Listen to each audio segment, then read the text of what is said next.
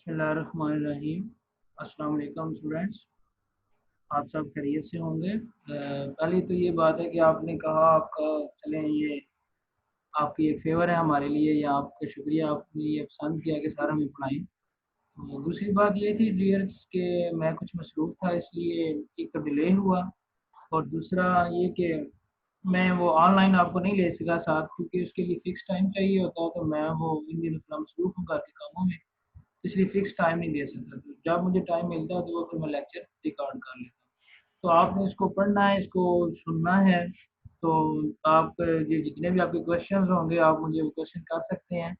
तो आपके तमाम क्वेश्चंस इंशाल्लाह उनका आंसर किया जाएगा। पहली बात ये है कि अब आप इसको गौर से सुनेंगे तो आपको सारी बातें क्लियर होती जाएंगी। ठीक है, तो आपने इस बात भी नहीं रहना कि सर ने हमें साथ ऑनलाइन नहीं लिया, तो उसकी निस्बत ये अगर आप देखेंगे तो आपको इंशाल्लाह ज़्यादा फ़ायदा हो जाएगा। तो शुरू करते हैं जनाब। आपका टॉपिक है गैमीटोजेनेसिस। आपके सिलेबस में गैमीटोजेनेसिस है। गैमीटोजेनेसिस कहते हैं गैमीट्स फॉर्मेशन को।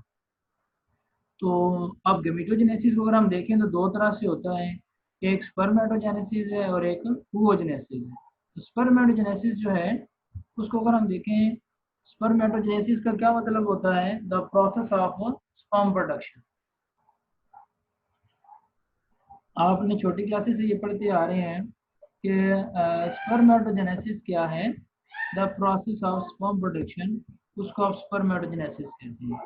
तो अब हम डिटेल में देखेंगे कि किस तरह से कौन कौन से ऐसे स्टेप्स हैं जो इसमें इन्वॉल्व होते हैं, किन किन तरीक़ाकार से होकर जो है वो स्पर्म प्रोडक्शन का प्रोसेस चलता है। तो इसमें पहला पॉइंट जो है वो सबसे पहले अगर हम देखें तो डायरेक्टली जो स्पर्म प्रोडक्शन है ये गोनेड्स में डायरेक्ट नहीं हो रही। हम एम्ब्रियोनिक लाइफ से इसको लेके चलेंगे कि जब एम्ब्रियो बनता है तो एम्ब्रियो के जो आफ्टर 40 डेज इसमें जो सेक्स डिफरेंशिएशन है ये स्टार्ट हो जाती है। आपने फिजियोलॉजी में पढ़ा होगा कि अब सबसे पहले जो एम्ब्रियोनिक लाइफ में जो सेल्स बनते हैं ना, वो प्राइमोडियल जर्म सेल्स बनते हैं। ये आपका पॉइंट है, इसको सुन लें दोबारा, PGCS, प्राइमोडियल जर्म सेल्स हैं। ये क्या करते हैं, generate the sperm and ova has been studied in several organisms. अब चूंकि इसमें ओवरऑल गैमेटोजेनेसिस की बात की तो ओवा का भी साथ जिक्र किया गया है। तो बहरहाल स्पर्म प्रोडक्शन के लिए पहले हम देखेंगे कि प्राइमोडियल जर्म सेल्स होते हैं। ये प्राइमोडियल जर्म सेल जो है ये एम्ब्रियोनिक लाइफ में बन रहे हैं, और एम्ब्रियोनिक लाइफ में जब ये बन जाते हैं तो फिर ये माइग्रेट करते हैं। ये देखें second paragraph, once the the mammalian primordial germ cell arrive at the genital ridges of the embryo। अब देखें जेनिटल जहाँ भी वर्ड आएगा ना वो रिप्रोडक्टिव ऑर्गन को इंडिकेट करता है। तो चूंकि in early 40 days of embryo, जब आपको ये भी मैं बता दूं कि ह्यूमन की अगर बात करें तो उसमें जो जाइगोट बन जाता है, जाइगोट के बाद एम्ब्रियो कितने टाइम तक हम उसको एम्ब्रियो कह सकते हैं। जाइगोट बन गया जब फर्टिलाइजेशन होगी, तो जाइगोट बनने से लेकर 3 महीनों तक हम उसको एम्ब्रियो कहते हैं। उसकी एम्ब्रियोनिक लाइफ होती है, फर्स्ट ट्राइमेस्टर जो होता है जिसमें उसके तमाम वाइटल ऑर्गन वगैरह बन जाते हैं। ठीक है, तो बेटा इसमें आगे हम देखेंगे कि एम्ब्रियो जब बन जाता है तो उस एम्ब्रियो के जो जेनिटल रिजेस है, आप देखें ना रिज कहते हैं किनारे को, ऐसा डायरेक्टली जेनिटल स्ट्रक्चर नहीं अभी बने हुए, छोटे से उसके हिस्से बने हुए हैं, वहां पर प्राइमोडियल जर्म सेल्स आते हैं और आकर इनकॉर्पोरेट कर जाते हैं, incorporate in the sex cord.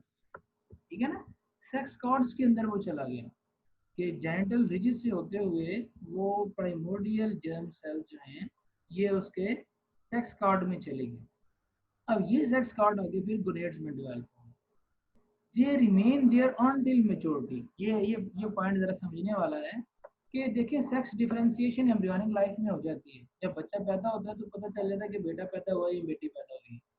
तो उस वक्त उसके जितने भी ये प्राइमोडियल जर्म सेल्स हैं, अगर हम मेल की बात कर रहे हैं तो वो उसके ये सेक्स कॉर्ड के अंदर वो चला जाता है। उसके बाद उसके जो गोनेड बन जाते हैं, लेकिन वो मैच्योर नहीं होते, they remain there until maturity. अब जब उसको वो पुबर्टी आएगी, जब उसके हार्मोन्स रिलीज होंगे, उस वक्त ये सेक्स कार्ड से आगे डेवलपमेंट इसकी शुरू होगी।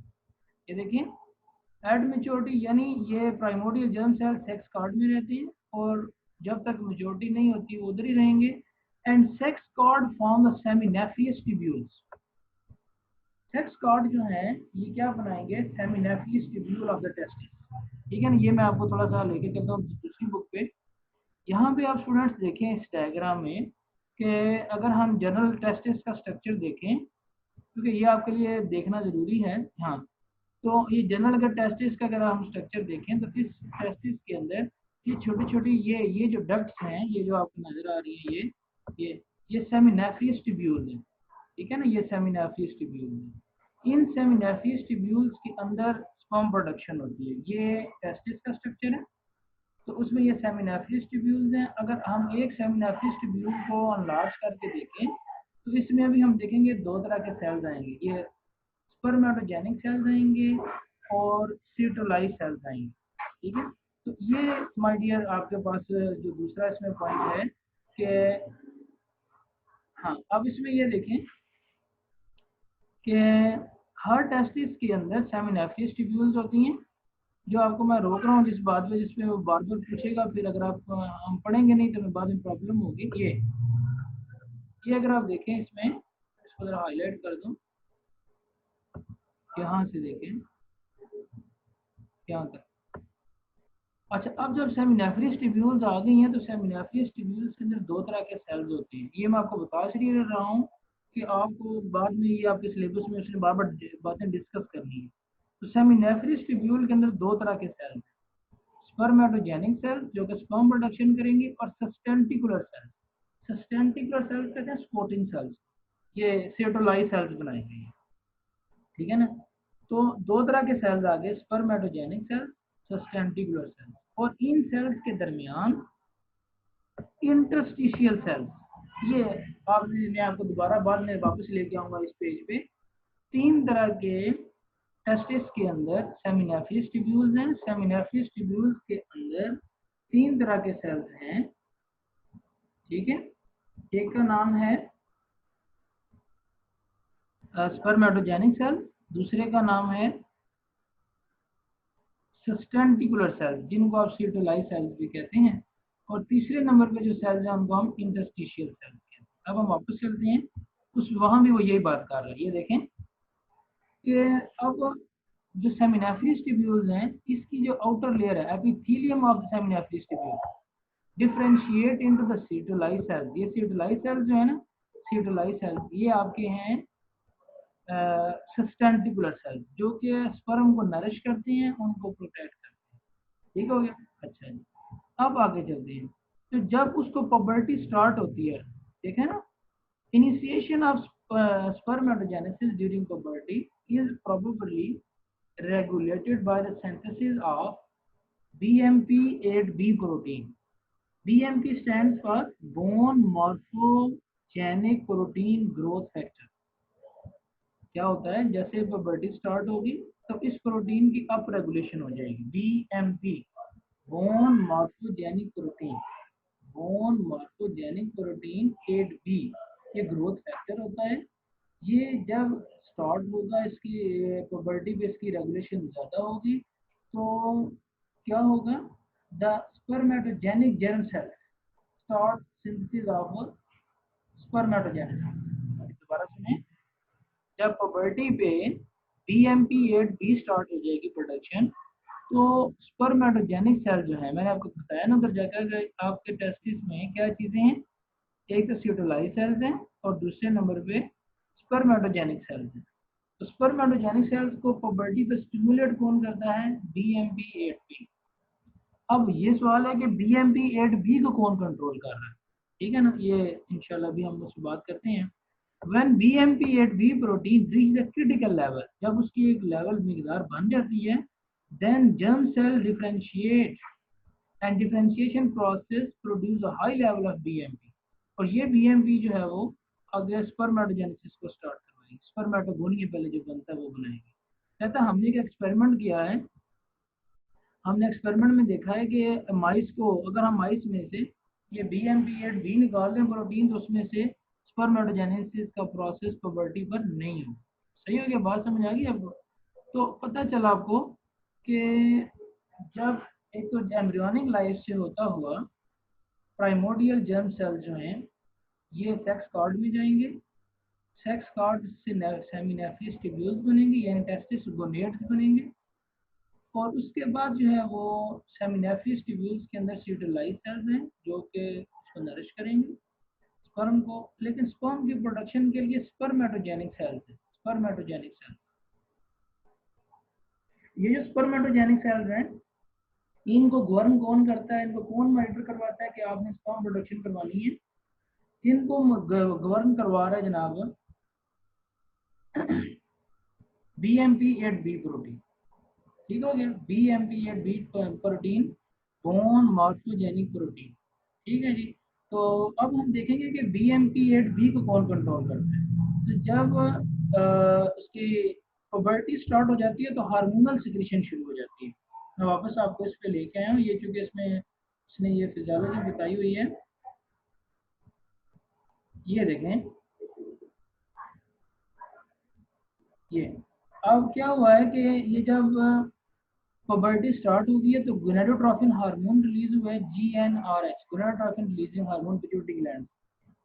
इसने क्या किया, इसने आकर ये फॉलिकल स्टिमुलेटिंग हार्मोन को मेटर करवाया। ये जो फॉलिकल स्टिमुलेटिंग हार्मोन कौन रिलीज कर रहा है? Gonadotropin hormone. FSH आकर स्पर्मेटोजेनिक सेल्स को स्टिमुलेट कर रहा है, यानी फॉलिकल स्टिमुलेटिंग हार्मोन जो है ये BMP8B प्रोटीन को रेगुलेट करवाता है। ठीक है, फॉलिकल स्टिमुलेटिंग हार्मोन आएगा, ये स्पर्मेटोजेनिक सेल्स को लेगा और स्पर्मेटोजेनिक सेल्स जो है वो आगे स्पर्मेटोजेनेसिस को करवाएंगे। ठीक है ना, अभी हम इस पे नहीं जा रहे, इंटरस्टिशियल सेल का रोल हम देखते हैं बाद में। तो पहला आपको पॉइंट समझ आ गया कि BMP8B को रेगुलेट कौन करता है? Follicle stimulating hormone. Follicle stimulating hormone को मॉनिटर कौन करता है? गोनाडोट्रोपिन। गोनाडोट्रोपिन को कौन रिलीज करता है? ये नीचे टेबल भी बना हुआ है, ये देखें। FSH जो है ये स्पर्म प्रोडक्शन में रोल प्ले करता है। ठीक है, चलिए अब हम मजीद वापस चलते हैं अपने पेज पे। तो BMP8B की आपने रेगुलेशन देख ली। उसके बाद अगला पॉइंट जब हम देखते हैं तो कहता है कि ये दोनों सेल आपस में जुड़े हुए कैसे हैं। यानी टेस्टिस में दो तरह के सेल थे, स्पर्मेटोजेनिक सेल और सिटोलाइज सेल। ठीक है, ये जो स्पर्मेटोजेनिक सेल और सिटोलाइज सेल जो हैं ये आपस में बाउंड होते हैं किसकी मदद से? एन कैडहीरीन प्रोटीन है। ये भी आप एक वो एक लाइगेंड है, एक प्रोटीन स्ट्रक्चर है जिसकी मदद से ये दोनों चीजें आपस में on the surface of both cell by the galactosyltransferase molecule। ये जो मॉलिक्यूल है ये स्पर्मेटोजेनिक सेल्स के ऊपर मौजूद होता है, ये सिटोलाइज सेल्स को उसके साथ बाइंड होने में मदद करता है। याद रखें दोनों सेल्स का होना बहुत जरूरी है। स्पर्मेटोजेनिक सेल्स का काम है स्पर्म प्रोडक्शन करवाना, और सिटोलाइज सेल्स का काम क्या है? स्पर्म जो प्रोड्यूस हो जाएंगे उनको नरिश करना, उसका काम। सही है जी। तो आगे जनाब हम देखें मजीद इसमें, तो अब चलते हैं प्रोसेस किस तरह से होता है। ये तो उसने एक जनरल ओवरव्यू दिया कि फॉर्मेशन ऑफ हैप्लॉइड स्पर्मेटिड्स। तो याद रखिए कि आपको छोटी क्लासेस से पढ़ते आ रही हैं, खुद भी पढ़ाते हैं कि जी गैमेट प्रोडक्शन में मायोसिस होती है, बाकी सब में माइटोसिस होती है। तो गैमेट प्रोडक्शन में भी पहले स्टेप पे माइटोसिस होती है, उसके बाद मायोसिस होती है। ठीक है जी। तो फार्मिंग द हैप्लॉइड स्पर्मेटिड्स में अगर हम देखें, after reaching the testis primordial germ cells divide two form type A spermatogonia. अब ये डिफरेंट टाइप ऑफ स्पर्मेटोगोनिया जो प्रोड्यूस हो रहे हैं ये सारे माइटोसिस से प्रोड्यूस हो रहे हैं। ठीक है ना, और इनको हम स्टेम सेल्स भी कह सकते हैं। ठीक है जी, यानी प्राइमोर्डियल जर्म सेल्स जो हैं वो क्या बनाएंगे? Type A spermatogonia. अब ये क्या है टाइप ए स्पर्मेटोगोनिया? ये सेल्स हैं, ग्रुप ऑफ सेल्स हैं जो कि माइटोसिस से प्रोड्यूस हो रहे हैं।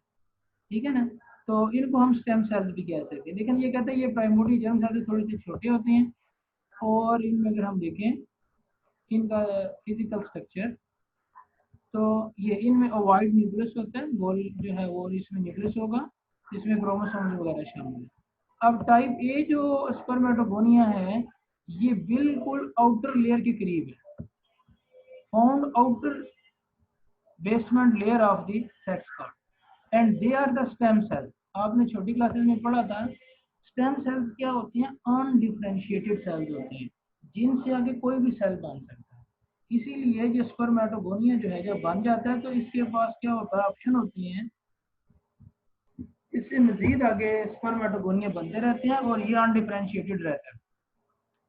अच्छा जी, टाइप ए स्पर्मेटोगोनिया जो है वो आगे डिवाइड होता है to produce a second layer that is called type A2 spermatogonia and each type A spermatogonia is a stem cell capable of regenerating. ये मैंने आपको बताया कि स्टेम सेल कहते हैं उसको हैं जो रीजनरेट कर सकता है। और टाइप A2 जो है A2 स्पर्मेटोगोनिया ये आगे मजीद डिवाइड होती है A3 स्पर्मेटोगोनिया में और A3 जो है वो आगे A4 स्पर्मेटोगोनिया में है। ठीक है जी, तो ये सारे क्या हैं, कहते हैं it is possible that each of type A spermatogonia और द स्टेम सेल मतलब कैपेबल ऑफ सेल्फ रिन्यूअल। तो जनाब ये आपके पास आ गए A1 spermatogonia, A2 spermatogonia, A3 spermatogonia और A4 स्पर्मेटोगोनिया।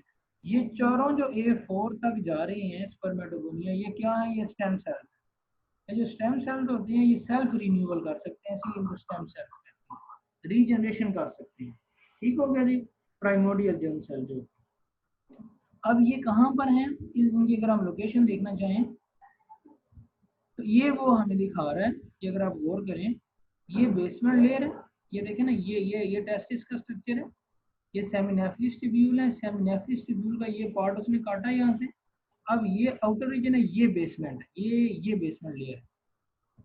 ठीक है जी, अब ये बेसमेंट लेयर के करीब टाइप A1 ये देखें A1 स्पर्मेटोगोनिया, A2 स्पर्मेटोगोनिया। ठीक है जी, अब ये सारे स्पर्मेटोगोनिया बिल्कुल ये इसके साथ सही है बेसमेंट लेयर के। जैसे जैसे हम आगे जाएंगे ये सेंटर में आ जाएंगे, ये स्पर्म बने हुए जिस तरह ये सेंटर है, ये सेंटर में स्पर्म आए हुए। ठीक है, ये दरमियान में सिटोलाइज सेल है। आप जब पेपर अटेम्प्ट करेंगे आपने ये डायग्राम बीच में देनी हो, तो फ्लो शीट भी आप बना सकते हैं कि प्राइमोर्डियल जर्म सेल्स जो हैं वो आगे डिफरेंशिएट हुए हैं किस किस में। प्राइमोर्डियल जर्म सेल जो हैं वो टाइप ए स्पर्मेटोगोनियम में। अब टाइप ए स्पर्मेटोगोनियम जो है उसकी फर्दर 4 टाइप हो गई हैं, A1, A2, A3, A4। ये सारे चारों जो हैं क्या हैं, स्टेम सेल्स हैं। स्टेम सेल्स क्या कर सकते हैं, रीजनरेशन कर सकते हैं। ठीक है जी, अब टाइप ए स्पर्मेटोगोनियम जो है इसके पास 3 ऑप्शन है, यानी आगे मजीद आप डिफरेंशिएट हो, इसके पास 3 ऑप्शन है टाइप A4 के बाद। पहला ऑप्शन क्या है, इससे मजीद टाइप A4 स्पर्मेटोगोनियम बनेगी, यानी क्योंकि ये स्टेम सेल है खुद सेल्फ रिन्यूअल कर सकता है। क्या कर सकता है, सेल्फ रिन्यूअल कर सकता है। ठीक हो गया। अच्छा, दूसरे नंबर पे अगर हम देखें तो अगर सेल्फ रिन्यूअल नहीं करेगा तो कुछ कंडीशन की वजह से एपोप्टोसिस हो सकती है, इसकी डेथ हो सकती है। ये आगे हम देखेंगे एजियोस्पर्मिया में जब स्पर्म की प्रोडक्शन नहीं होती उसमें बहुत सारे फैक्टर शामिल हैं, तो क्या होगा, एपोप्टोसिस हो जाएगा। और तीसरा नंबर पे इसका ऑप्शन है कि ये जो नॉर्मल पर्सन में होता है ये डिफरेंशिएट हो जाएगा, आगे मजीद तकसीम हो जाएगा first committed stem cell type called intermediate spermatogonium, यानी A4 के बाद इंटरमीडिएट स्पर्मेटोगोनियम।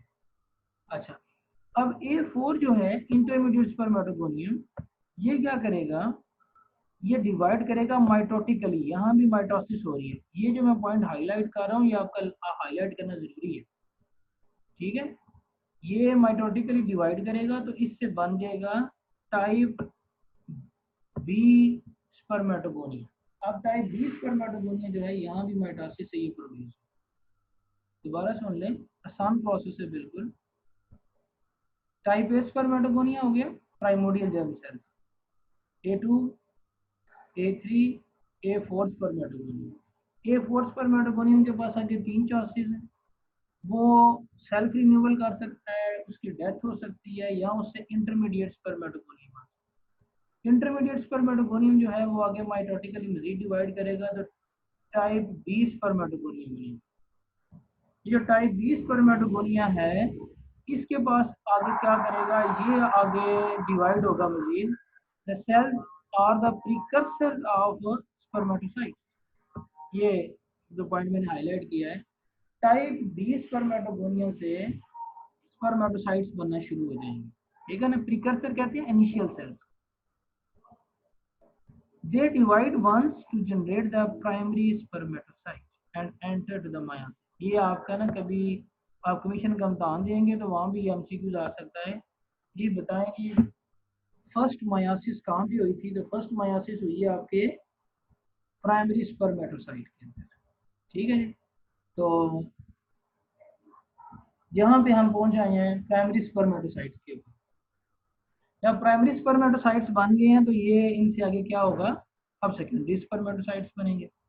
अब ये आपको थोड़ा सा वो लेके जा रहा है हार्मोनल प्रोसेस पे, जो मैंने आपको बताया था।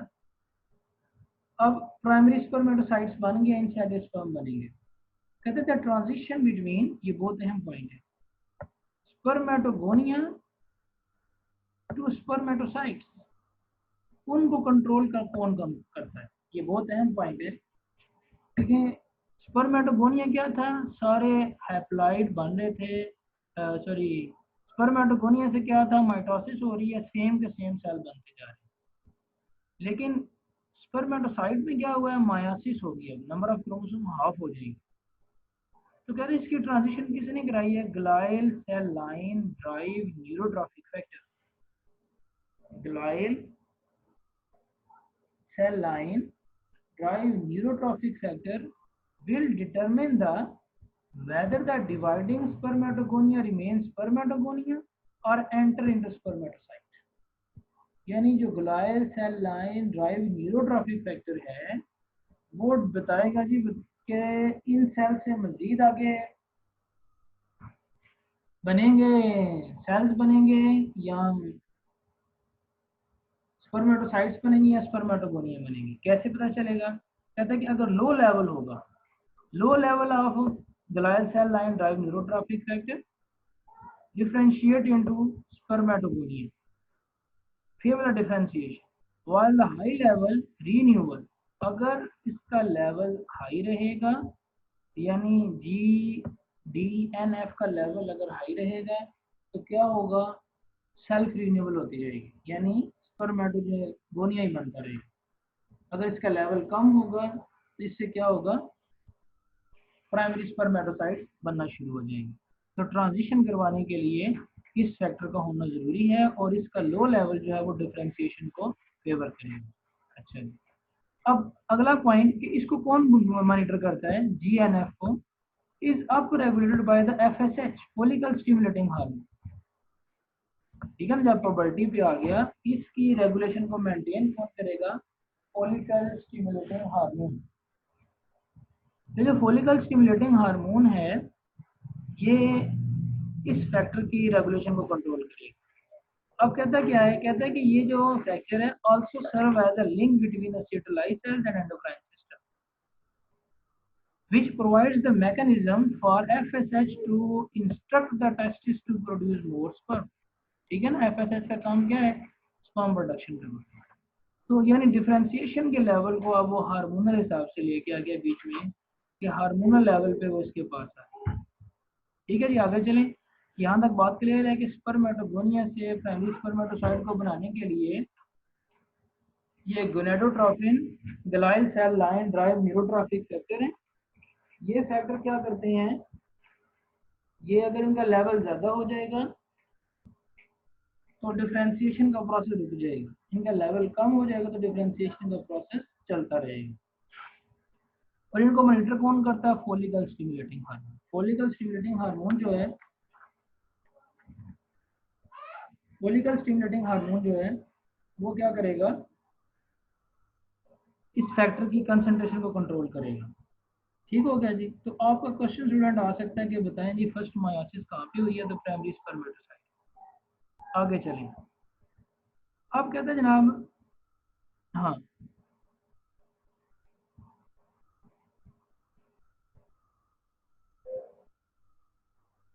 कहते हैं कि mice with the luxoid mutation are the sterile because they lack the transcription factor. कहते हैं हमने देखा है कि जो माइस हैं उनके अंदर अगर हमने म्यूटेशन की है इस जीन की, तो जिससे आगे ये प्रोडक्शन होती है, अगर इनकी म्यूटेशन हो जाएगी, वो जीन्स म्यूटेट हो जाएंगी, तो उनमें स्पर्मेटोजेनेसिस का प्रोसेस नहीं होगा जी। तो अब जनाब हम चलते हैं आगे। ये कहते हैं कि by looking on the figure 19.22, तो पहले हम 19.22 फिगर को देखते हैं, तो उसके बाद फिर आगे आते हैं। ठीक है, अब ये देखें, ये जनाब आपके पास वो फिगर है। अब ये टाइप ए स्पर्मेटोगोनिया था जो प्राइमोर्डियल जर्म सेल से बन रहा था, इससे ये मजीद ये सेल बन रहे हैं। फिर टाइप 2 स्पर्मेटोगोनिया बन रहा है, टाइप ए 3 स्पर्मेटोगोनिया बन रहा है, टाइप ए 4 स्पर्मेटोगोनिया बन रहा है, टाइप ए 4 स्पर्मेटोगोनिया से इंटरमीडिएट स्पर्मेटोगोनिया बन रहा है, इंटरमीडिएट स्पर्मेटोगोनिया से टाइप बी स्पर्मेटोगोनिया बन रहा है। और यहाँ तक अगर आप देखें तो ये तो माइटोसिस हो रही है, और दूसरे नंबर पे इसको वो कह रहा है सेंसिथियम। सेंसिथियम कहते हैं जिसमें ये साइटोप्लाज्मिक ब्रिज होती है, यानी सेल अलग अलग नहीं है, मल्टी न्यूक्लियर बॉडी है बट नॉट मल्टी न्यूक्लियर। ये देखें, सेंसिथियल क्लोन, दोबारा सुन लें, सेंसिथियल उसको कहते हैं that is multi nuclear but not multi cellular. ये देखें ना, इनका न्यूक्लियस इनके दरमियान में गैप है, तो ये ऐसी ऐसी स्ट्रक्चर को हम सेंसिथियम कहते हैं जिसमें सेल अलग अलग नहीं होते। तो यहाँ तक स्टूडेंट टाइप बी तक क्या हुआ, माइटोसिस हुई। अब उसके बाद ये प्राइमरी स्पर्मेटोसाइट भी माइटोसिस से बने हैं। प्राइमरी स्पर्मेटोसाइट में फर्स्ट मायोसिस हुई है ये, इसके बाद फिर ये सेकेंडरी स्पर्मेटोसाइट्स बनेंगे। ये सेकेंडरी स्पर्मेटोसाइट्स जो हैं ये आगे मजीद सेकेंडरी स्पर्मेटोसाइट्स आगे जाएंगे तो क्या बनेगा,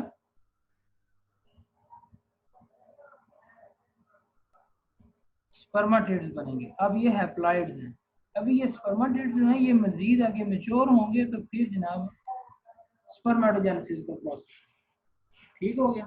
तो ये आपने इस फिगर में देखा, ये फिगर आपके पेपर में होना बहुत जरूरी है, इसका होना जरूरी है जी। इसमें वो अब आपको क्या कह रहा है, जो हम पीछे देख के आए हैं ना वही बताएगा। कहता है जी the spermatogonial cell division cytokinesis is not complete. Cytokinesis, अब आपने सेल डिवीजन बहुत पढ़ी है। साइटोकाइनेसिस का मतलब है, क्या मतलब है, डिवीजन ऑफ साइटोप्लाज्म। तो यहाँ पर आपने फिगर में देखा सेल आपस में जुड़े हुए हैं, तो उस स्ट्रक्चर को हम क्या कहते हैं, सेंसिथियम कहते हैं। Syncytium multi nucleate not multi cellular, जिसमें न्यूक्लियस बहुत ज़्यादा होते हैं और सेल अलग अलग नहीं बने हुए। ठीक हो गया। अच्छा जी, अब आगे चलते हैं। The successive division produce the clone of intergrade. ये क्लोन का वर्ड इसलिए इस्तेमाल कर रहे हैं, क्लोन किसको कहते हैं, जो एक जैसे होते हैं, क्योंकि इनमें सारा माइटोसिस से ये बन रहे हैं, ज़्यादा ये clone cell. During the time the spermatocyte nucleus often transcribe the gene. हाँ, तो ये अब क्या करता है कि जब स्पर्मेटोसाइट्स बनते हैं, इन स्पर्मेटोसाइट्स के अंदर न्यूक्लियस के अंदर जो जीन्स होती हैं वो ट्रांसक्राइब होती हैं, जिससे एक्सोनिम वगैरह बनते हैं। तो एक्रोसोम आगे आएगा, हम स्ट्रक्चर पे बात करेंगे इसको। अच्छा जी, तो प्राइमरी स्पर्मेटोसाइट जो है वो उसमें फर्स्ट मायोसिस हुई तो बन गया सेकेंडरी स्पर्मेटोसाइट, जिसमें सेकेंड डिवीजन हुई तो बना हैप्लॉइड स्पर्मेटिड। ठीक है ना, हैप्लॉइड स्पर्मेटिड। ये जो हैप्लॉइड स्पर्मेटिड है, हैप्लॉइड स्पर्मेटिड बन गया। They still connected to one another, इनमें भी वही साइटोप्लाज्मिक ब्रिज मौजूद है, यानी ये भी अब आपस में उसी तरह से जुड़े हुए हैं। ये sensitive spermatids are connected in this manner have the haploid nuclei। ये आपने लिखना है, क्योंकि मायोसिस हो गई है ना, तो अब हैप्लॉइड हो गई। ठीक है जी, लेकिन फंक्शनली ये डिप्लॉइड ही हैं, क्योंकि जो जीन प्रोडक्ट हैं सेल्स के अंदर वो डिफ्यूज हो रहे हैं, क्योंकि सेल आपस में जुड़े हुए हैं ना, सेल आपस में जुड़े हुए हैं, सेल के अंदर सेल मेम्ब्रेन नहीं बनी हुई, तो इस वजह से ये देखें ना फिगर में, ये जो कि कहता है कि है वो हैप्लॉइड हो गए हैं, लेकिन चूंकि ये साइटोप्लाज्मिक ब्रिज दरमियान में मौजूद है, तो लिहाजा ये जो कि सेल इकट्ठे हैं, स्पर्म एक सेल है, तो कहते हैं ये सेल इकट्ठे हैं, तो इनके इकट्ठे होने की वजह से ये बिहेव करते हैं एज ए डिप्लॉइड सेल। वैसे क्योंकि इन्हें मायोसिस हो गई है, तो ये क्या है, एप्लाइड है जी। तो मजीद अगर हम इसमें देखें आगे वो आपको कुछ और बातें इसमें बताएगा। हाँ जी, कहता है कि during the division form type A spermatogonium to the spermatids, the cell move further and farthest away from the basement membrane of the seminal stem। ये मैंने आपको फिगर में बताया था कि जो शुरू में है सेल ये शुरू वाला प्रोसेस यहाँ पे हो रहा है, आहिस्ता आहिस्ता ये ल्यूमन में आ जाता है। ये शुरू वाले इधर हैं और ये स्पर्माटिड्स हैं और ये स्पर्म बेसमेंट मेम्ब्रेन से ल्यूमन में वो वापस आ जाते हैं। सही है जी। उसके बाद अगला पॉइंट इसमें अगर आप देखें, the each type of the cell can be found in particular layer of the tube. The spermatids are located at the border of the lumen, यानी स्पर्मेटिड दरमियान में है और स्पर्मेटोगोनिया जो है वो ऊपर की तरफ। तो ह्यूमन बॉडी में अगर हम देखें तो स्पर्मेटोगोनियल स्टेम सेल से लेकर मैच्योर स्पर्म बनने तक 65 डेज लगते हैं। ये भी आपको कभी एमसीक्यू आ सकता है। ठीक हो गया, तो यहाँ तक आपने स्पर्म फॉर्मेशन का प्रोसेस देख लिया। The process of spermatogenesis require the specialized network of gene expression. अब ये मॉलिक्यूलर लेवल पे चला गया। पहले तो उसने प्रोटीन्स का बताया, हार्मोन्स का बताया, तो अब कहते हैं जनाब कि होता क्या है कि ओनली हिस्टोन, आपको पता है कि हिस्टोन ने वो जो क्रोमैटिन का स्ट्रक्चर मेंटेन किया होता है। तो कहते हैं हमें पता चला कि हिस्टोन के अलावा आरएनए पॉलीमरेज 3 फैक्टर जो हैं, 2 फैक्टर जो हैं, वो भी अहम रोल प्ले करते हैं। ये TFIDDM कॉम्प्लेक्स है जो कंटेन द, ये टाटा बॉक्स बाइंडिंग प्रोटीन होती है। अगर आपने मॉलिक्यूलर में पढ़ा होगा आपने कि ट्रांसक्रिप्शन के दौरान प्रमोटर के पास रीजन्स होती हैं, साइट्स होती हैं, उन प्रमोटर्स के रीजन्स के ऊपर ये प्रमोटर साइट के जो जीन का हिस्सा होता है प्रमोटर, उसकी ये साइट्स होती हैं, उनके ऊपर ट्रांसक्रिप्शन फैक्टर आकर बाइंड करता है। तो ये जो कॉम्प्लेक्स है ये टाटा बॉक्स के अंदर मौजूद होता है जो कि आरएनए पॉलीमरेज की रेगुलेशन करवाता है। ठीक है ना, एक ये है और एक 14 TAFS। One of these TFS and TAF4B is the sperm-specific TAF required in the mouse spermatogen। कहता है माउस के अंदर हमने एक्सपेरिमेंटली देखा है कि ये दोनों फैक्टर जो हैं ये टाटा बॉक्स के साथ बाइंड करते हैं, थायमीन एडेनिन टाट बॉक्स। ठीक है ना, तो उसके साथ ये बाइंड कर जाते हैं। तो बाइंड करने के बाद ये जीन की रेगुलेशन करवाते हैं, जीन रेगुलेट होती है, जीन करती है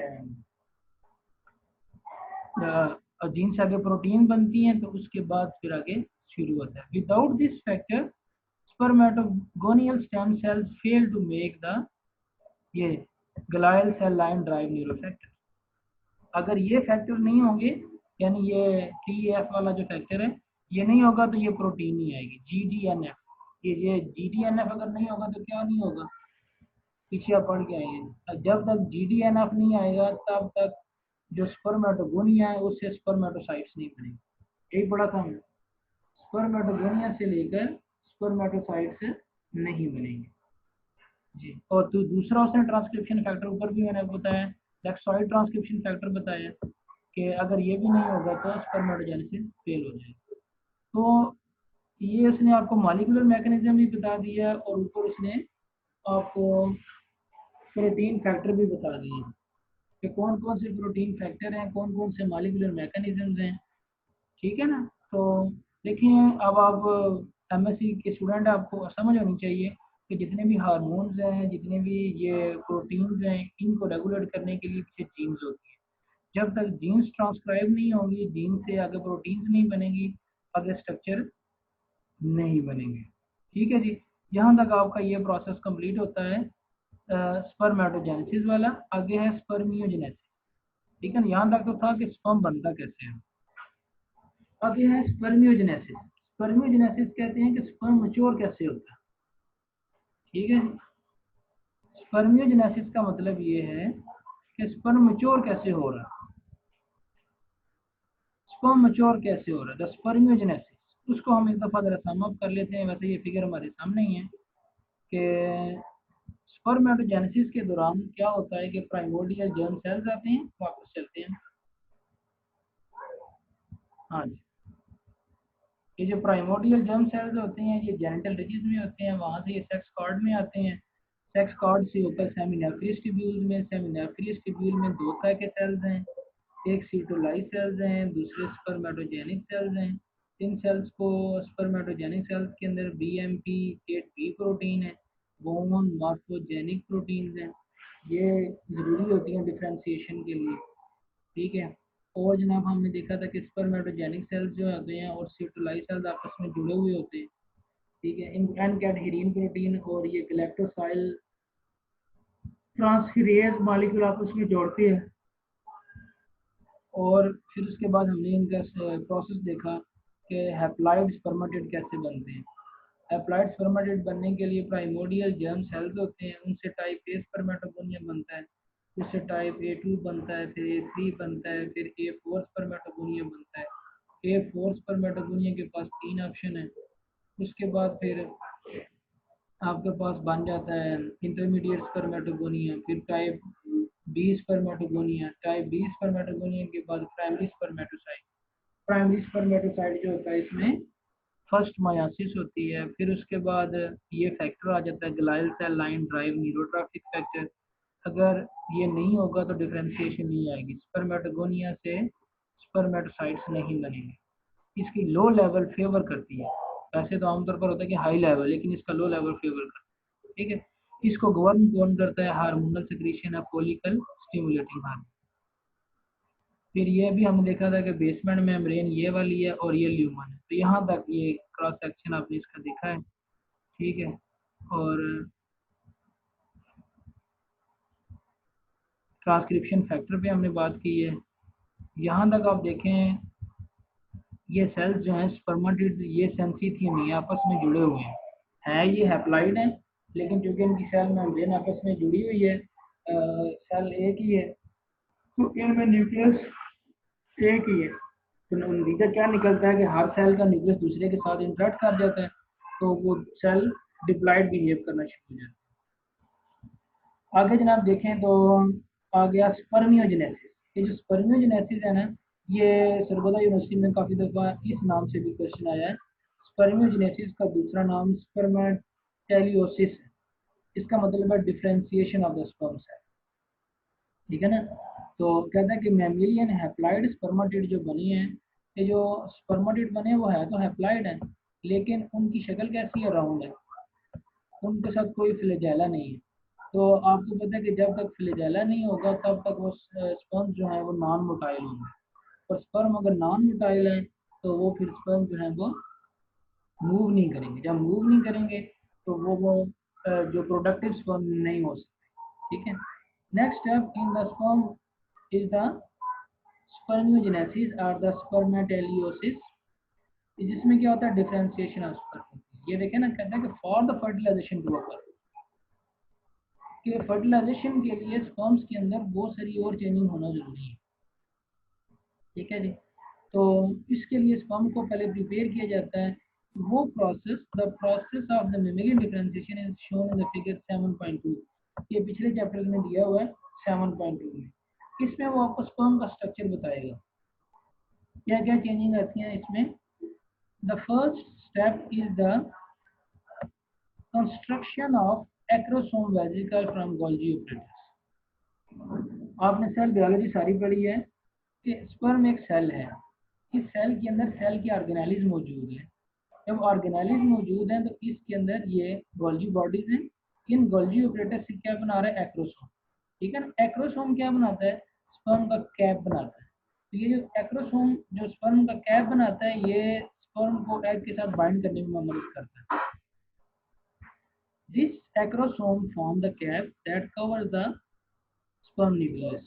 The acrosome cap is formed and nucleus rotate into the cap. ठीक है जी, तो न्यूक्लियस भी उस कैप के अंदर चला जाता है, ठीक हो गया। हाँ जी, तो यानी गोल्गी ऑपरेटर से क्या बना, गोल्गी ऑपरेटर जो है उससे बना एक्रोसोम, एक्रोसोम जो है उसने न्यूक्लियस का इसका स्पर्म का कैप बनाया, न्यूक्लियस भी इसमें चला गया, This rotation is necessary because the flagellum is, which is the beginning to form from the centriole on the, ये देखें इसका जो फ्लैजेलम होता है वो कहाँ से बनता है, सेंट्रियोल से बनता है। आपने सेंट्रियोल पढ़ा है ना, सेल का ऑर्गेनेली है। ये जो सेंट्रियोल है ये कहाँ से है, ये क्या बनाएगा, सेंट्रियोल फ्लैजेलम बनाएगा, ठीक है। अच्छा, उसके बाद during the last stage spermiogenesis the nucleus flattened and condense remaining cytoplasm, जो बाकी उसका साइटोप्लाज्म का पार्ट है वो खत्म होना शुरू हो जाता है, वो माइटोकॉन्ड्रिया के अंदर चला जाता है, ठीक है, बेस उसके अंदर चला जाएगा। तो दो ही मेन चेंजिंग आई हैं, यानी सेंट्रियोल से फ्लैजेलम बना है और एक्रोसोम से उसका कैप बन गया। अच्छा, उसके बाद अगर हम मजीद देखें कि हाँ, अब ये चला गया उसके ऊपर मॉलिक्यूलर मैकेनिज्म पे कि स्पर्मियोजेनेसिस के दौरान क्या होता है कि जो हिस्टोन प्रोटीन होती है, हिस्टोन प्रोटीन जिसने न्यूक्लियस के अंदर क्रोमैटिन को बनाया होता है, डीएनए को बाइंड किया होता है, वो रिप्लेस हो जाती है, लेकिन are often replaced by the histone variant and widespread nucleosome dissociation take place. Dissociate मतलब होता है हिस्टोन ने ना पूरे के पूरे डीएनए को पकड़ के रखा होता है, रस्सी की तरह बांधा होता है, ठीक है, मॉलिक्यूलर में पढ़ा होगा आपने। तो जब ये स्पर्मियोजेनेसिस होना शुरू होती है तो हिस्टोन के अंदर डिसोसिएशन शुरू हो जाती है, तो यहाँ पर एक और प्रोटीन आएगी प्रोटामिन, वो आकर अपना काम करेगी। This method of the nucleosome might be the point of the primordial germ cell of the methylation is removed। तो प्राइमोडियल जर्म सेल जो बनी है उसमें जी मिथाइलेशन का प्रोसेस होना शुरू हो जाएगा, ठीक है। उसमें क्या होगा, द स्पर्मियोजेनेसिस, ये main point, histone of the haploid nucleus eventually replaced by the protamine, ये मेन पॉइंट, हिस्टोन डिसोसिएट हो जाएगी और प्रोटामिन बनेगा। ये जो प्रोटामिन जो जब बन जाएगा तो प्रोटामिन क्या प्रोटीन करेगी, ये शट डाउन करेगी ट्रांसक्रिप्शन ऑफ न्यूक्लियस, ये मजीद डिफ्रेंशिएशन नहीं कर, शट डाउन, मजीद डिफ्रेंशिएशन को ये रोक देगी और उसको वो लॉकडाउन कर देगी ताकि मजीद स्पर्म के अंदर कोई चेंज ना आए। तो the resulting sperm enter in the seminiferous tubule, जो बाद में आ गया वो सेमिनेफियस ट्यूब्यूल के अंदर चला गया।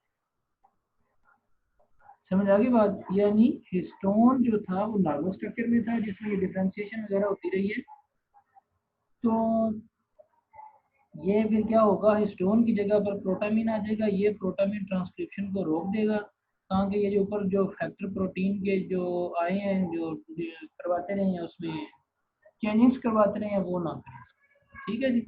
ये प्रोटामिन के बारे में सीखिए बताया कि ये प्रोटीन है जिसमें 60% आर्जिनिन होता है, ट्रांसक्रिप्शन को ये रोकती है, ठीक है जी। अब कहता है कि हमने माउस के अंदर देखा है स्पर्मियोजेनेसिस के हवाले से कि ये एक जनरल बातें हैं, स्टेम सेल से लेकर स्पर्मेटोजोआ बनने तक 34.5 डेज लगते हैं। ह्यूमन की अगर हम बात करें तो ह्यूमन में जो है वो बिकॉज टाइप ए स्पर्मेटोगोनिया और the stem cell and spermatogenesis continues, spermatogenesis जो है वो कंटिन्यूसली होती रहती है, ठीक है ना, इसीलिए कि स्पर्म का प्रोडक्शन फिर एक हेल्दी मैन के अंदर होती रहती है जी। Each day 100 million sperms are produce in each human testis, ठीक है जी। तो आप इसका अंदाजा आप लगा सकते हैं कि कितनी इसकी मिकदार बनती है स्पर्म प्रोडक्शन के हवाले से। तो अब इसमें थोड़ा सा मैं आपको मजीद मेडिकली भी एक बात बता दूं कि जो सीमन होता है उसमें और स्पर्म में फ़र्क है, ये हम थोड़ा सा चलते हैं इस पर कि ये तो हार्मोनल प्रोडक्शन होगी बात। हाँ, ये जो सीमन बनता है, जो मेल बॉडी से रिलीज होने वाला मटेरियल होता है वो सीमन होता है। अब उस सीमन के अंदर 10% स्पर्म होते हैं, 90% जो है वो लिक्विड होता है, ठीक है जी। तो ये उसने लिखा, वो लिक्विड उसमें कहाँ से आता है, ये आप यहाँ से देखें, ये कि जो ह्यूमन मेल रिप्रोडक्टिव सिस्टम है उसमें अगर आप देखें तो टेस्टिस के साथ साथ 3 जो है वो प्रोस्टेट ग्लैंड्स मौजूद हैं जिनको हम एक्सेसरी ग्लैंड्स कहते हैं, ठीक है। इन एक्सेसरी ग्लैंड्स में सेमिनल वेसिकल, प्रोस्टेट ग्लैंड्स और बल्बोयूरेथ्रल ग्लैंड, ये 3 ग्लैंड जो हैं ये उधर मौजूद हैं। तो इन तीनों का फंक्शन जो है वो सीमन प्रोडक्शन में है। ये जो सेमिनल वेसिकल्स हैं ये जाहिर बात है ये वाटर और लिक्विड प्रोड्यूस करते हैं, विटामिन सी वगैरह, प्रोस्टाग्लैंडिन वगैरह देते हैं। ठीक, उसके बाद आप देखें कि जो वजाइना की पीएच होती है वो एसिडिक होती है, तो स्पर्म जो के अंदर जो है इनकी सेमिनल वेसिकल के रिलीज होने की वजह से उसकी पीएच को एसिडिक मीडियम से न्यूट्रलाइज किया जाता है ताकि जो फर्टिलाइजेशन है ये हो सके। अगर वो पीएच एसिडिक रहेगी तो फर्टिलाइजेशन नहीं हो सकेगी। यूँ समझिए कि एक्स्ट्रा आपको मैं इंफॉर्मेशन ये दे रहा हूँ, ये आपके सिलेबस में शामिल नहीं है लेकिन आपको पता होना चाहिए। इसी तरह ये प्रोस्टेट ग्लैंड है, ये प्रोस्टेट ग्लैंड भी ये सेक्रीशन दे रहे हैं, बल्बोयूरेथ्रल ग्लैंड भी सेक्रीशन दे रहे हैं। एक तो ये लुब्रिकेशन पैदा करते हैं, लेकिन लुब्रिकेट, एक तो ये लुब्रिकेशन पैदा करते हैं सेक्सुअल इंटरकोर्स के लिए, और इसके साथ साथ ये क्या करते हैं, ये जो जब मिलकर वाटर के सेक्रीशन देते हैं तो उसमें सीमन उसको हम कहते हैं। ठीक है जी, सीमन में स्पर्म और जो इन तीनों हार्मोन ग्लैंड्स की जो सिक्रीशन है वो शामिल होती है, जिसकी वजह से वो एक उसकी पीएच न्यूट्रलाइज होती है और स्पर्म जो है वो मूव करता है। उसके बाद एक और इसमें हमने बात देखी थी, हाँ, स्पर्म का स्ट्रक्चर जो है कि ह्यूमन जो मेल स्पर्म है इसमें हेड, मिड पीस और टेल, ये 3 चीज़ें इसमें होती हैं। The head contain the haploid nucleus, ये आपने लिखना उसमें, इसमें डीएनए होता है, ये वो एक्रोसोम, एक्रोसोम जो कैप है उसका, जिसके पास एक एंजाइम होता है एक्रोसीन। ये जो एक्रोसीन होता है ये स्पर्म को एग में पेनिट्रेट होने में मदद करता है। आगे आगे स्पर्म की टेल, जो स्पर्म की टेल है उसके अंदर माइक्रोट्यूब्यूल, ये माइक्रोट्यूब्यूल जो होते हैं इसको मूव करने में मदद करते हैं, क्योंकि इसमें माइटोकॉन्ड्रिया होते हैं, माइटोकॉन्ड्रिया उसको एटीपी देते हैं। ये ऊपर तक तस्वीर नजर आ रही है, ये स्पर्म का स्ट्रक्चर है, ये इसका एक्रोसोम है, ये हेड इसका, न्यूक्लियस भी सारा इसमें है, और ये इसका मिड पीस है, ये देखें माइटोकॉन्ड्रिया सारे इसमें है, जो इसको एटीपी देते हैं जिससे ये मूव करता है। ये फ्लैजेला पूरा स्ट्रक्चर है जो कि सेंट्रियोल से बना हुआ है, ये इसको मूव करने में मदद करता है। लेकिन इसको मूव करने के लिए एनर्जी कहाँ से मिलती है, माइटोकॉन्ड्रिया से। ठीक हो गया, तो ये स्पर्म का स्ट्रक्चर हो गया, ये स्पर्म का हेड है, ये एक्रोसोम है। इस एक्रोसोम के अंदर जो एक एंजाइम आपने बताना है ना वो एक्रोसीन है, लाइसिन एंजाइम भी लिखा होता है, एक्रोसीन भी लिखा होता है। ये जो एक्रोसीन है ये भी बहुत अहम चीज़ है। एक्रोसीन क्या करती है कि ये जनाब एक्रोसीन एंजाइम जो है ये जब फर्टिलाइजेशन होती है तो ये स्पर्म को एग में पेनिट्रेट होने में मदद करती है। एक और इंटरेस्टिंग बात आपको बता दूं कि जब फर्टिलाइजेशन होती है तो ये स्पर्म का सिर्फ जो एक्रोसोम वाला पोर्शन है हेड वाला वो एंटर होता है, बाकी स्पर्म का सारा हिस्सा बाहर रहता है, ये एंटर नहीं होता। यही वजह होती है कि बच्चे का जो माइटोकॉन्ड्रिया का डीएनए होता है, माइटोकॉन्ड्रिया का, चाहे वो बेटा हो या बेटी हो, उसकी बॉडी में जितने भी माइटोकॉन्ड्रिया हैं, आपको पता है माइटोकॉन्ड्रिया में डीएनए होता है, उसका माइटोकॉन्ड्रिया का डीएनए बच्चों का अपनी माँ से मैच करता है, बाप से मैच नहीं करता। इसलिए क्योंकि mitochondria of the sperm don't enter in the zygote. ये आगे फर्टिलाइजेशन आएगी तो उसमें भी हम इसमें बात करेंगे। ठीक है जी, ये जनाब आपने इसका स्ट्रक्चर देख लिया। एक और इसमें मेडिकल पॉइंट में आपको बता दूं कि होता ये है, अगर ये स्पर्म की शेप प्रॉपर ना हो, यानी जिसको हम इनफर्टिलिटी कहते हैं, मेल इनफर्टिलिटी, वो बहुत बड़ा प्रॉब्लम है। उसमें क्या होता है मेल इनफर्टिलिटी में, सबसे पहले स्पर्म काउंट कम होता है। ठीक है ना, आपने जो इसका काउंट देखा है स्पर्म का कि इतने स्पर्म प्रोड्यूस हो रहे हैं, 100 million sperm per day produce होते हैं, और पर इजैकुलेशन जो सीमन रिलीज होता है उसका साइज ये लिखा हुआ है 3 to 4 ml होता है। ठीक है ना, 3 to 5 मिलीलीटर, तो उसमें मिलियन के हिसाब से स्पर्म होते हैं। तो पहले नंबर पे क्या होगा कि स्पर्म काउंट कम होता है, स्पर्म काउंट कम होगा तो फिर उसके बाद दूसरा पॉइंट क्या होता है, स्पर्म की शेप प्रॉपर नहीं होती। जब स्पर्म की शेप प्रॉपर नहीं होती तो तब भी फर्टिलाइजेशन नहीं हो सकती। तीसरे नंबर पे क्या होता है, उसको एजियोस्पर्मिया कहते हैं, स्पर्म की मिकदार कम है, स्पर्म का शेप ठीक नहीं है। ठीक है ना, तो यहाँ तीसरे नंबर पे क्या होता है कि ये स्पर्म का ये जो फ्लैजेला है ये ठीक नहीं है, स्पर्म में मोटालिटी नहीं है, स्पर्म मूव नहीं कर रहा। जब स्पर्म मूव नहीं कर रहा तो फर्टिलाइजेशन के चांसेस कम हो जाते हैं या नहीं रहते, तो उसको फिर इनफर्टिलिटी कहते हैं। ठीक है ना। ये मैं आपको ज़रा एक्स्ट्रा इन्फॉर्मेशन साथ इसके दे रहा हूँ कि चलें आपके नॉलेज में इजाफा हो जाए, लेकिन आपने ये बातें हैं जो इसका स्ट्रक्चर है वो आपने इसमें लिखना है। ठीक है ना, आपको ये बातें क्लियर हो गई हैं। ये आपने देख लिया स्पर्मेटोजेनेसिस। स्पर्मेटोजेनेसिस जो है उसमें हमने देखा स्पर्म प्रोडक्शन के हवाले से, और उसके बाद फिर हमने देखा स्पर्मियोजेनेसिस। ये दो अलग अलग प्रोसेस हैं। ये क्वेश्चन अगर आपका जिस तरह से जितना पूछा जाएगा आपने उतना ही लिखना है। अगर तो ओवरऑल 15 मार्क्स का आपको स्पर्मेटोजेनेसिस दे देता है तो फिर आपने सारा लिखना है, उसमें उसकी डायग्राम भी बनानी है। ये डायग्राम भी दें उसको, हार्मोनल बातें भी इसको बताएं, जितने भी हमने फैक्टर्स पढ़े हैं। ठीक है ना, जिस तरह GDNF फैक्टर पढ़ा है, या BMP8 बी प्रोटीन पढ़ा है, या प्रोटामिन प्रोटीन पढ़ी है, और या मॉलिक्यूलर के जो वो टॉट बॉक्स वाले पढ़े हैं।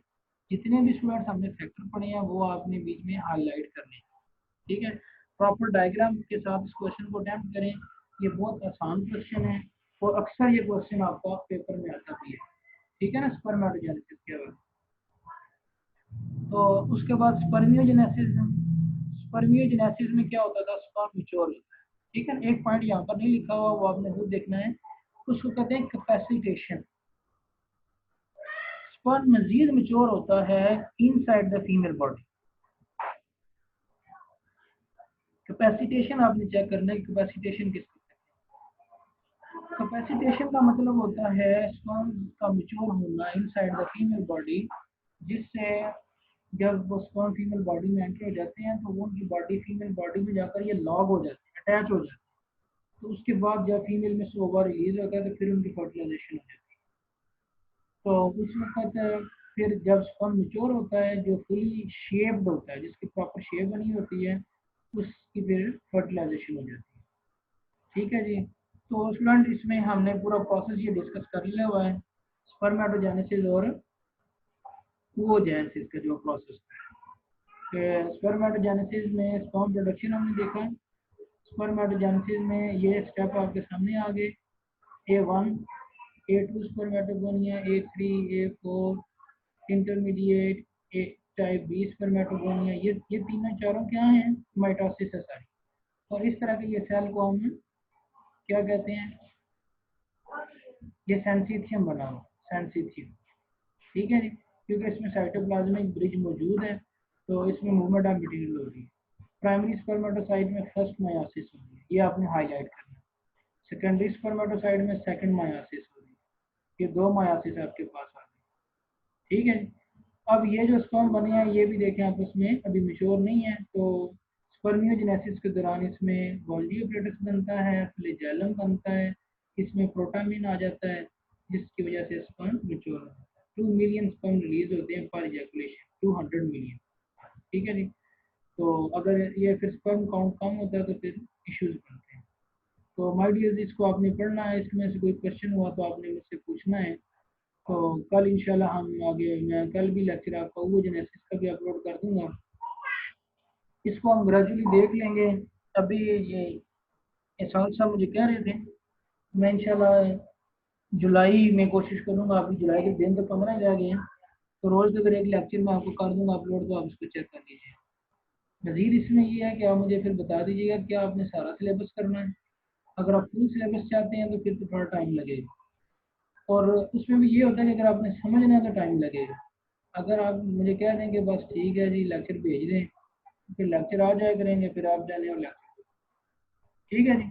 तो बच्चों आप मुझे इसका आपने फीडबैक देना है, ताकि मुझे पता चले कि आप इसको पढ़ा भी है कि नहीं। जब आप इसको पढ़ेंगे, इसको सुनेंगे, फिर बुक्स आपके पास मौजूद हैं। अगर आपके पास बुक्स मौजूद नहीं है, आपने कोई नोट्स वगैरह लिए हुए हैं, तो कॉलेज आप बंद है, तो अपने तौर पे हर बंदा सॉफ्ट कॉपी, मैंने जैनब से कहा था आपको दे दें, यकीन हर बच्चे के पास हो। तो इसकी जनाब आप प्रिंट आउट लें कि पेज नंबर 6 to 12 है। ठीक है, 6-12 पेज है, ये पूरा चैप्टर कॉपी करवा लें, ये पूरा चैप्टर हमने पढ़ना है। ठीक है, इसके बाद ये ऊपर इसका कंपैरिजन भी है, ये आपका शॉर्ट क्वेश्चन भी आता होता है 3 नंबर। ठीक है, तो ये आप इसको पढ़ लीजिएगा। यहाँ से सुनेंगे, अपना प्रिंट आउट ले लें, प्रिंट आउट लेके इसको पढ़ें ग्रेजुअली। जितना आप इसको पढ़ेंगे उतना ही आप इसको कर सकेंगे, इसकी डायग्राम की प्रैक्टिस करें। ठीक है जी। ये देखें ना, ये यहाँ से आपको ये पूरा कॉन्सेप्ट क्लियर हो जाए कि हमने पढ़ा क्या है। कि मायोसिस इनिशिएटेड कंटिन्यूअसली इन माइटोटिकली डिवाइडिंग सेल। बात ठीक होगी ना। पहले सेल कैसे डिवाइड कर रहे थे, टाइप 20 स्पर्मेटोगोनियन तक माइटोटिकली सेल डिवाइड कर रहे थे, उसके बाद मायोसिस। नंबर 2, इसमें 4 गैमेट्स बनते हैं पर मायोसिस। ठीक है जी। Meiosis completely in days are weak, इसमें मायोसिस रुकती नहीं है, मायोसिस चलती रहती है। उसके बाद meiosis and differentiation process continues without cell rest. वो ऊपर वाली बात है जिसने दोबारा लिख दी है। तो मायोसिस इसमें रुक नहीं रही, मायोसिस कंटिन्यूसली चल रही है। ठीक है। अच्छा, उसके बाद आगे हम मजीद देखें, डिफरेंशिएशन ऑफ गैमेट्स इसमें है, जिसकी वजह से हैप्लॉइड गैमेट्स बन रहे हैं। उसके बाद sex chromosome exclude from the recombination and transcription during the first meiosis हो गया। जब वो शुरू में हो गया तो उसमें फर्स्ट मायोसिस की वजह से वो रुक जाता है, ट्रांसक्रिप्शन नहीं होती। तो क्योंकि प्रोटामिन आ गया था, हमने देखा कि प्रोटामिन प्रोटीन ने क्या किया है कि प्रोसेस को स्टॉप करवा दिया। ठीक है, प्रोटामिन प्रोटीन याद है ना, प्रोटामिन प्रोटीन अभी आप पढ़ के आए, ये स्पर्मोजेनेसिस किधर है, ये प्रोटामिन प्रोटीन, ये प्रोटामिन प्रोटीन जब आ जाती है तो उससे फिर मजीद ट्रांसक्रिप्शन उसकी रुक जाती है। ये प्रोटामिन प्रोटीन। ठीक है जी। तो मैंने तो पूरी कोशिश करके आपको समझा दिया है। अब पता नहीं आप इसमें क्या करते हैं, क्या रिस्पॉन्स करते हैं। ठीक है, तो बच्चों आप उसी तरह इसको पढ़ें। और दूसरे नंबर पे जेनेटिक्स का भी फिर मुझे कुछ बता दें, कोई मैं दिला उसके भी टेस्ट हम शुरू कर लें। जेनेटिक्स के टेस्ट दे दें तो बेहतर है, क्योंकि आपका कोई एग्जाम नहीं हुआ, कोई पेपर नहीं हुआ, सिलेबस हमने पढ़ लिया सारा, तो लेकिन उसका कोई टेस्ट नहीं दिया हमने। तो नेक्स्ट वीक से इंशाल्लाह मेरा दिल है कि जेनेटिक्स के टेस्ट शुरू करें। टेस्ट से ये होगा कि आपको पता चले, पास्ट पेपर इमरान साहब ने आपको दिए होंगे, पास्ट पेपर ले लें वहाँ से, नहीं तो खुद यूनिवर्सिटी की साइट से डाउनलोड कर लें। अपने सीनियर से रब्ता करें, ये सोबिया वगैरह से, सना से, तो उनसे आप ले लें पेपर, पास्ट पेपर देखें, पेपर में क्या क्या किस तरह से क्वेश्चन आते हैं। ठीक है, तो पेपर में क्वेश्चन सीधा ही आता है। इस तरह ये स्पर्मेटोजेनेसिस में डिफरेंशिएशन पे क्वेश्चन आता है, या शॉर्ट क्वेश्चन में आ जाएगा। तो अगर शॉर्ट में आता है 3 नंबर का, तो वो जो ऊपर 3-4 पॉइंट्स हमने पढ़े हैं ना, यही आप इसमें लिखेंगे, ये शॉर्ट में आता हो। ये सारा शॉर्ट में है।